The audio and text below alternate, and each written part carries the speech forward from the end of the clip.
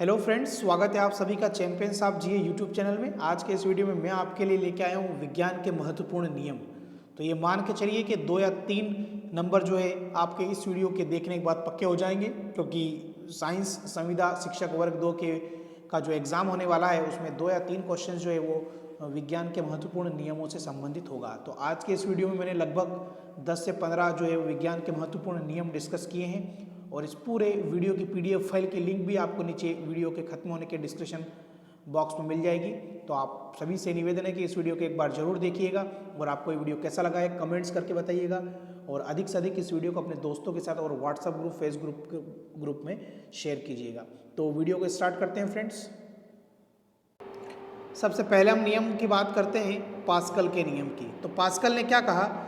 Pascal ने कहा संतुलन में द्रव का दबाव चारों तरफ जो है वो बराबर होता है। तो कभी आपसे ऐसा क्वेश्चन पूछ ले कि संतुलन की अवस्था में द्रव का जो दबाव है वो अगर चारों तरफ बराबर होता है तो यह जो नियम है ये किसका नियम है? तो ये सबसे पहले कहा था पास्कल ने। ठीक है, तो इस क्वेश्चन का आंसर आप ये दे सकते हैं कि संतुलन में द्रव का दबाव चारों तरफ बराबर होता है, ये पास्कल का नियम है। ठीक है, अगला जो नियम है वो हमारा है हुक का नियम। इसके द्वारा क्या होता है?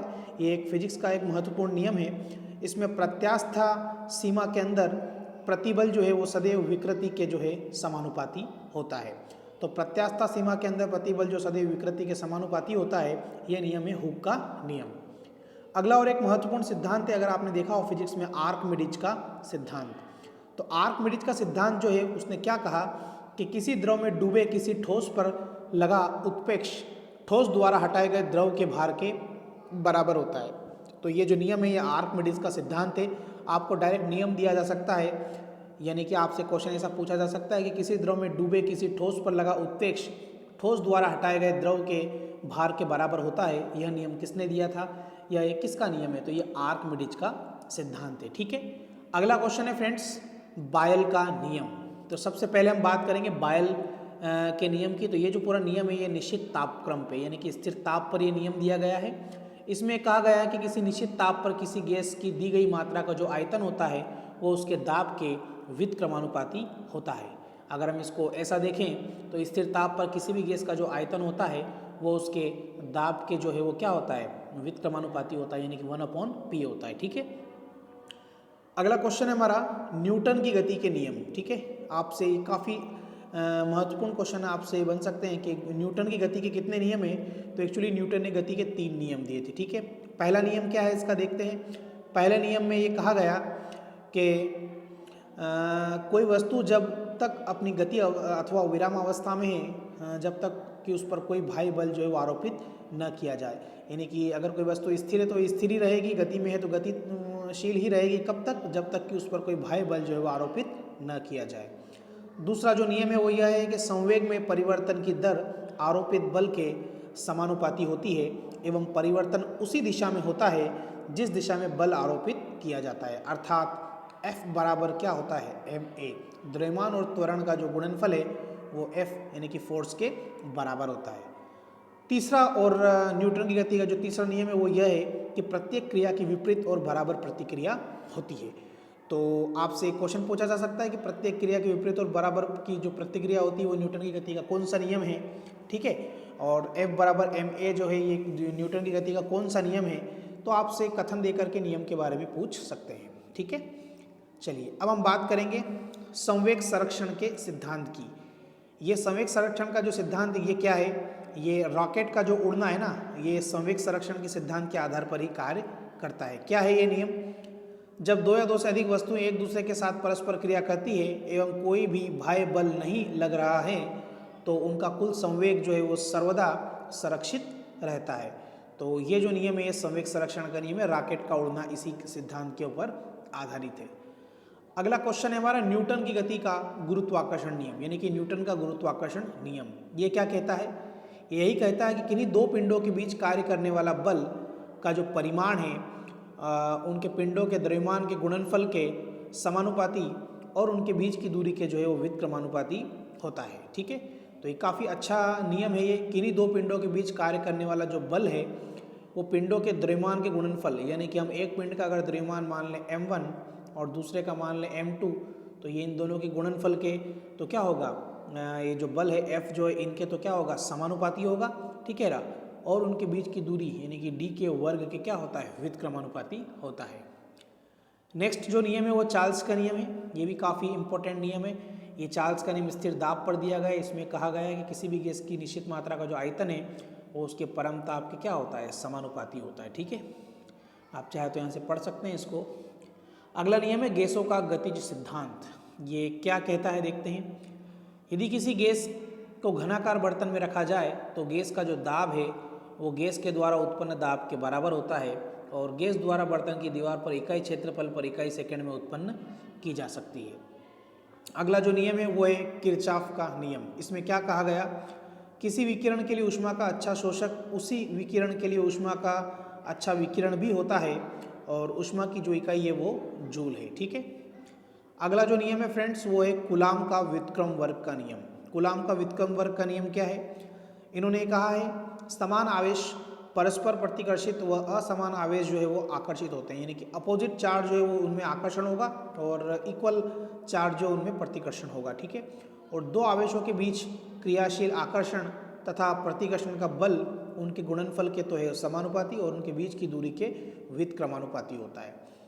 अगला जो नियम है वो है न्यूटन का शीतलन नियम। फ्रेंड्स ये जो सारे के सारे नियम है फिजिक्स के अंतर्गत आते हैं और जो पेपर का जो लेवल है वर्ग 1 में आपने देखा होगा कई स्टूडेंट जो है वो अच्छे पढ़ने के बावजूद भी जो क्वालिफाई नहीं हो पाए हैं, तो उसी लेवल को ध्यान रख के मैं आपको बता रहा हूँ कि ये जो रूल्स वगैरह भी हैं ये आपसे एग्जाम में पूछे जा सकते हैं, ठीक है। अब हम बात करेंगे न्यूटन का शीतलन नियम। ये क्या कहता है, इस नियम में ये कहा गया है किसी वस्तु के शीतलन की दर उस वस्तु के औसत ताप तथा समीपवर्ती वातावरण के ताप के अंतर के अनुक्रमानुपाती होती है, जबकि तापमान का अंतर बहुत कम हो, ठीक है। अगला क्वेश्चन है हमारा जूल का थॉमसन प्रभाव। इसमें क्या कहा गया है, किसी गैस के प्रभाव को किसी दबाव के अंदर किसी छिद्रयुक्त माध्यम में मुक्त रूप से फैलने दिया जाए तो गैस के जो तापमान में अंतर जो है वो जूल थॉमसन प्रभाव कहलाता है और यही प्रभाव शीतलन में प्रयुक्त होता है। अगला क्वेश्चन है डापलर का नियम। डापलर का नियम क्या है, यदि ध्वनि स्रोत तथा श्रोता के बीच सापेक्ष गति हो रही हो तो श्रोता को स्रोत की आवृत्ति जो है वो बदली हुई प्रतीत होती है। इस घटना को ही हम जो डापलर प्रभाव या डापलर का नियम कहते हैं।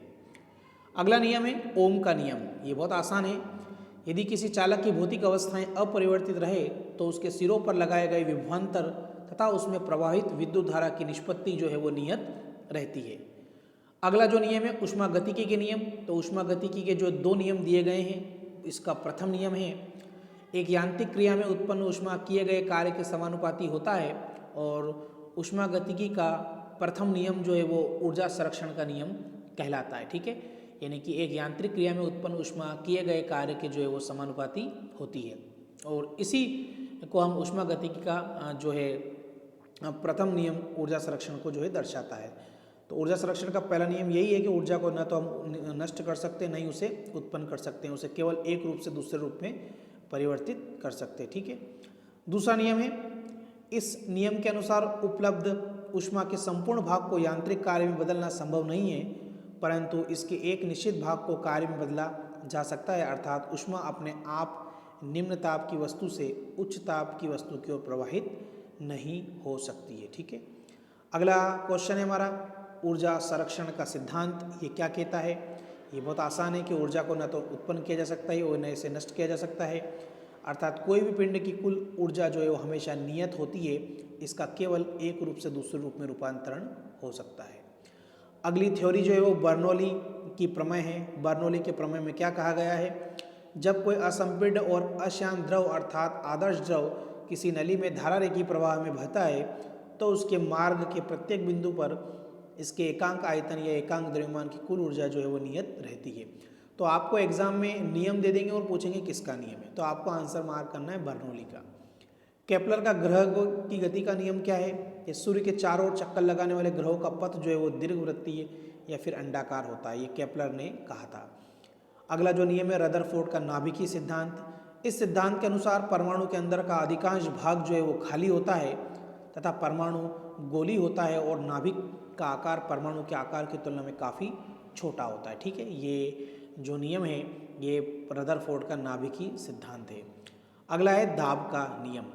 स्थिर आयतन पर किसी गैस के निश्चित द्रव्यमान का दाब उसके परम ताप के जो है वो अनुक्रमानुपाती होता है। अर्थात स्थिर आयतन पर यदि किसी गैस का ताप बढ़ाया जाए तो दाब बढ़ता है और यदि ताप घटाया जाए तो दाब घटता है। ठीक है, ये जो नियम है ये दाब का नियम है। अगला नियम है मेंडलीफ का आवर्त नियम। यह आपको पता होगा कि यदि तत्वों को उनके बढ़ते हुए परमाणु भार के क्रम में सजाया जाए तो उनकी एक निश्चित संख्या के बाद लगभग समान गुण वाले तत्व पाए जाएंगे। यानी कि तत्वों के भौतिक और रासायनिक गुण जो है वो उनके परमाणु द्रव्यमान के आवर्ती फलन होते हैं। ये नियम है मेंडलीफ का आवर्त नियम। लेकिन अगर आधुनिक आवर्त नियम की बात आ जाए तो आधुनिक आवर्त नियम जो है वो परमाणु भार की जगह परमाणु क्रमांक पर आधारित है, यानी कि परमाणु संख्या पर आधारित है। तो आधुनिक आवर्त नियम आपसे पूछे तो वो है कि तत्वों के भौतिक एवं रासायनिक गुण उनके परमाणु संख्या यानी कि परमाणु क्रमांक के आवर्ती फलन होते हैं। तो फ्रेंड्स, ये थे विज्ञान के कुछ महत्वपूर्ण नियम। तो आई होप आपको ये वीडियो अच्छा लगा होगा। इस वीडियो की PDF फाइल की लिंक भी मैं नीचे डिस्क्रिप्शन बॉक्स में दे दूंगा, तो आप इस पूरी PDF फाइल को डाउनलोड कर लेना और ये सारे नियम जो है अच्छे से रट लेना, क्योंकि इसमें से 1 या 2 नियम जो है वो एग्जाम में जरूर आएंगे। तो आज के लिए सिर्फ इतना ही, फिर मिलते हैं एक नए वीडियो के साथ। तब तक गुड बाय, टेक केयर।